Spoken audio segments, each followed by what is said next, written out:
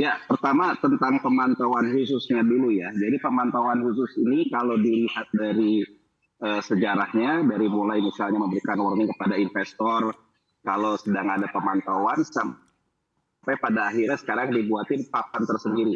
Jadi kalau dilihat dari sudut pandang otoritas ataupun regulator bursa atau SRO, ini memberikan semacam warning kepada investor bahwa saham ini bermasalah gitu.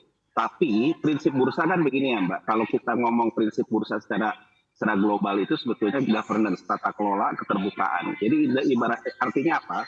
Kalau saham itu bermasalah, katakanlah bermasalah, kalau orang bertransaksi terhadap sebuah masalah, maka otoritas sudah mengatakan bahwa saham itu bermasalah. Yang tidak boleh itu adalah menutup-nutupi masalah. Jadi kalau dilihat dari kerangka kenapa aturan ini keluar dan kenapa ada papan ini, kerangka berpikirnya begitu. Jadi kerangka berpikirnya adalah bursa memberikan yang namanya sebuah diseminasi ataupun juga sebuah keterbukaan informasi mana yang menurut mereka saham itu bermasalah, baik itu dari sudut pandang perdagangannya maupun itu dari sudut pandang fundamentalnya, itu laporan keuangan dan sebagainya. Mereka akan masukkan itu ke dalam saham pemantauan khusus. Tapi resikonya apa? Kalau investor dikasih tahu, ini saham lagi kita pantau nih, jadi ada beberapa masalah, kemudian kita udah warning kepada investor, ini saham ini bermasalah, entah itu mungkin bisa digoreng, bisa segala macam. Nah tentu kan akan ada sentimen juga gitu bahwa saham kalau bermasalah dia harganya makin ke bawah. Itu kenapa harganya setelah dimasukin ke papan pemantauan khusus ya meluncur ke bawah gitu ya. Jadi dari sudut pandang mekanisme pasarnya seperti itu. Jadi dari mekanisme pasarnya, dari sudut otoritas bursa, dia memberikan semacam warning kepada investor, saham ini bermasalah, entah itu dari sudut pandang perdagangan, entah itu dari sudut pandang pencatatan. Pencatatan itu terkait emitennya. Nah, cuman kalau itu udah dimasukin ke situ, tentu investor juga punya pengen cepat-cepat lepas kan. Kalau dia Ya. pengen cepat-cepat lepas ya jualnya banyak, harga turun. Itu mekanisme pasarnya. Tapi bisa juga ada posisi yang memang bisa juga hedge fund-nya ataupun dari sisi demand-nya ataupun yang pegang barang banyak. Ada juga bisa juga hedge fund itu terkait dengan emitennya. Dia memang menginginkan sahamnya ke dasar gitu. Itu kalau dari sudut pandang emitennya mungkin dia mau go private dan sebagainya. Dia mau ambil akumulasi lagi di bawah. Jadi ibaratnya gini, dia sudah mengumpulkan dana publik retail sudah dapat banyak, dia kemudian mau ke bawah lagi karena aturan-aturan tentang keterbukaan misalnya banyak gitu. Untuk ke bawah ini juga bisa difasilitasi untuk akhirnya investor di cornering oleh kondisi keinginan pengendali di emitennya. Bisa juga dilakukan oleh si hedge fund-nya gitu. Jadi misalnya dia melihat momen bahwa dia udah melakukan akumulatif keuntungan sebelumnya, dia ingin akumulatif buy lagi, dibawa dulu didorong ke bawah. Jadi ya kenapa dia masuk pemantauan, menurut saya awalnya pasti terjadi yang namanya saham ini ada kalau di sistem pengawasan bursanya itu, kalau harga turun itu pasti itu ada bid inisiator. Jadi bid inisiator itu Ya. misalnya gini, harga jual, kalau orang mau jual saham, logikanya pasang ordernya di harga lebih tinggi. Dia jual ke bawah gitu. Itu kan dia melakukan jual ke bawah itu dia jadi seller inisiator. Jadi kalau harga itu turun, kemudian orang bid di bawah itu kan wajar Mbak. Kalau orang lebih Ya. lebih murah wajar.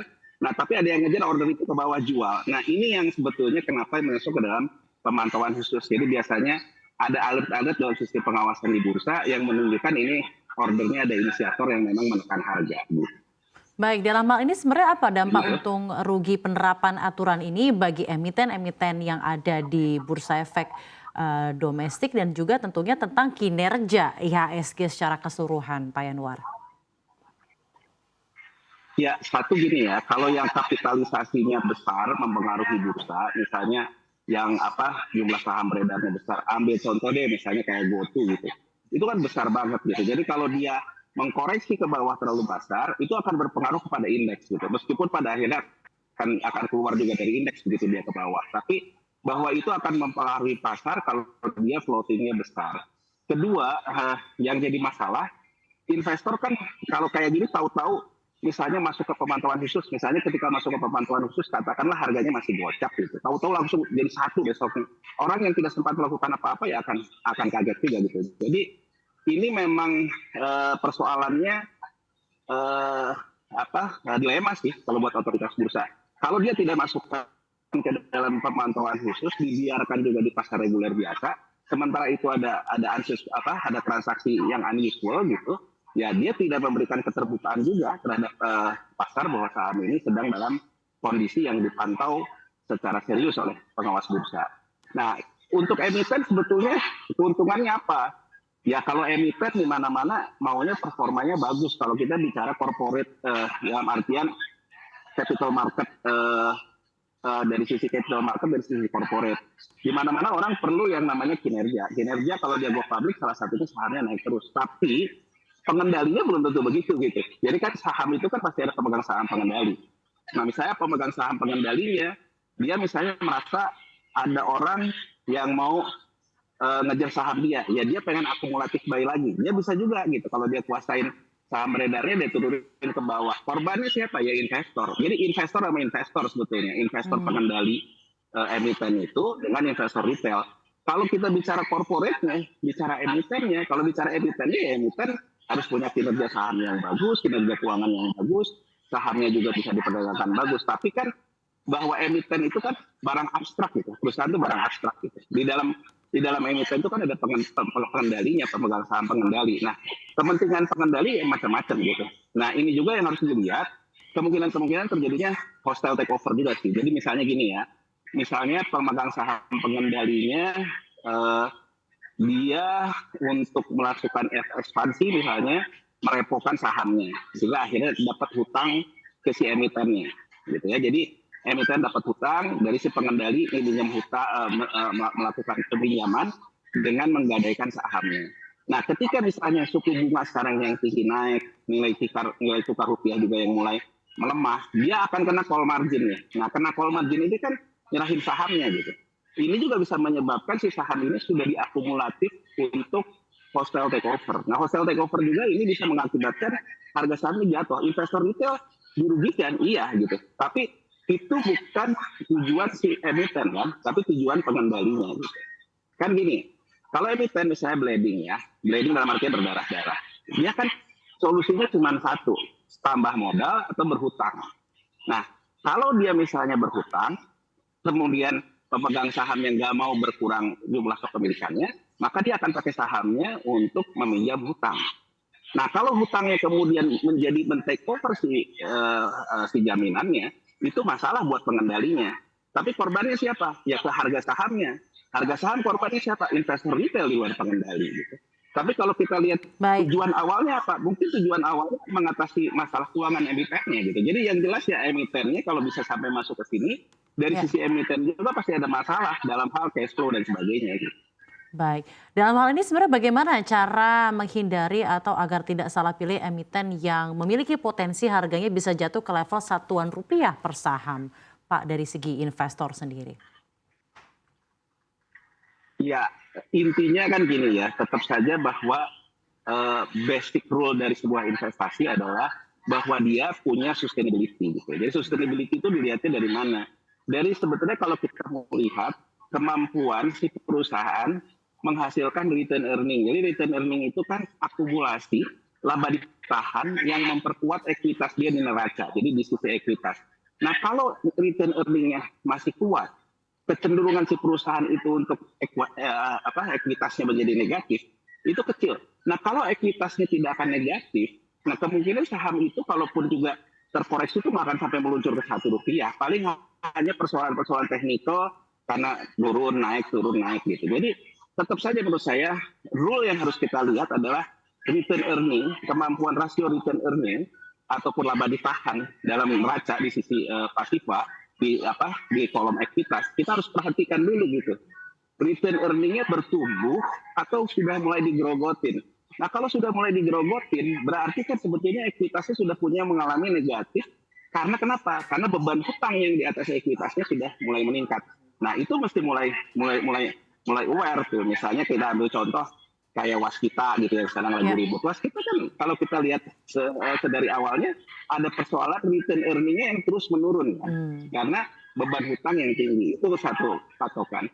Kedua adalah kemampuan cash flow. Karena banyak juga gini ya, banyak juga perusahaan itu laba bukunya ada, tapi nggak punya cash gitu. Nah ini kan berarti kita harus lihat juga gitu. antara return earning bertumbuh itu diikuti nggak sama pertumbuhan cash flow-nya. Kalau return earning bertumbuh, cash flow-nya masih bertumbuh, operating cash flow-nya masih bertumbuh, perusahaan ini masih hidup gitu. Jadi kalaupun ada koreksi harga, hanya koreksi sifat temporer gitu. Tapi yang jadi masalah, kalau return earning-nya sudah tergerogotin, cash flow-nya juga mungkin udah 1 tahun, 2 tahun, 3 tahun, itu negatif cash flow gitu. Nah ini kalau menurut saya soal waktu aja akhirnya menjadi saham satu perak ini. Gitu.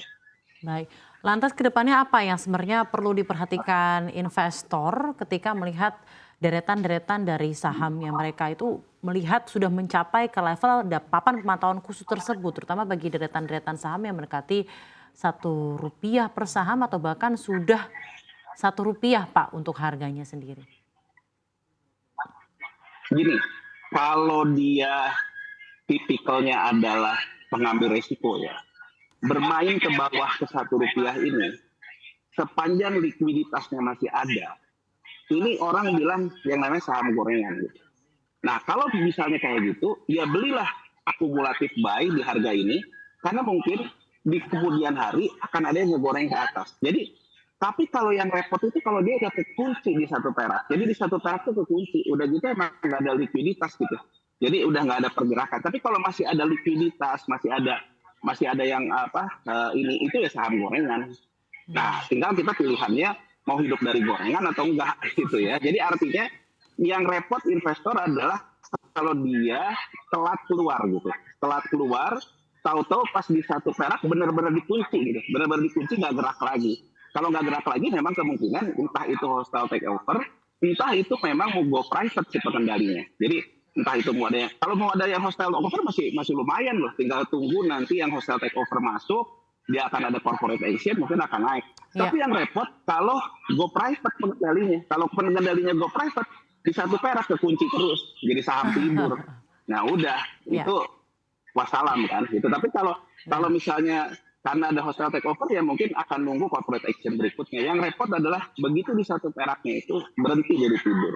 Jadi kalau menurut saya ya memang kalau udah ngelihat saham dalam pemantauan khusus, keberanian untuk cut loss itu menjadi penting gitu loh. Jadi cut loss, timing itu menjadi penting. Jadi kalau yang memang tidak punya DNA ataupun adrenalin untuk trading seperti ini ya sebaiknya ya nggak usah main di area ini. Area ini ibaratnya kalau dalam iklan itu don't do this at home lah. Gitu. Jadi artinya memang untuk orang yang memang bisa punya feel-nya dan udah terbiasa gitu.